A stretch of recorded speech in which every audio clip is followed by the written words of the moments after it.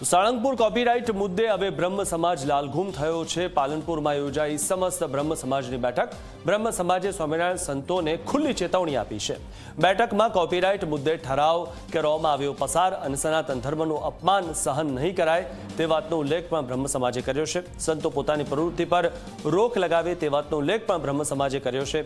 આ લડાઈ ગામે ગામ સુધી લઈ જવાશે તેવું પણ બ્રહ્મ સમાજે કીધું છે।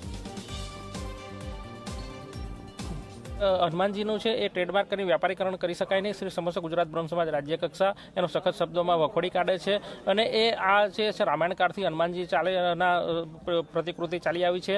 કોઈ પણ વ્યક્તિ સંસ્થા મંડળ કે ટ્રસ્ટ કોઈ પણ આ હિન્દુ દેવ દેવતા છે કે એના ચિહ્નો છે પ્રતિકો છે ધાર્મિક પ્રતિકો છે એનું ટ્રેડમાર્ક લઈ શકે નહીં એવું સુપ્રીમ કોર્ટનો પણ ચુકાદો છે। એ ચુકાદાને પણ ઓળંગીને આ લોકોએ વ્યાપારીકરણ કર્યું છે। અમારી લીગલ કમિટી છે યજ્ઞેશભાઈ દવેને અમારા બધા જે મુખ્ય છે કમિટીમાં દિનેશભાઈ રાવલ છે કે અમારા ગિરીશભાઈ ત્રિવેદી છે અહીંયા ભાઈ ભરતભાઈ વ્યાસના બધા છે તો એની કમિટી એક બનાવી અને અમે એક કાયદેકીય કાર્યવાહી કરીશું ને આ ટ્રેડમાર્ક રદ કરવા માટેની અપીલ કરીશું।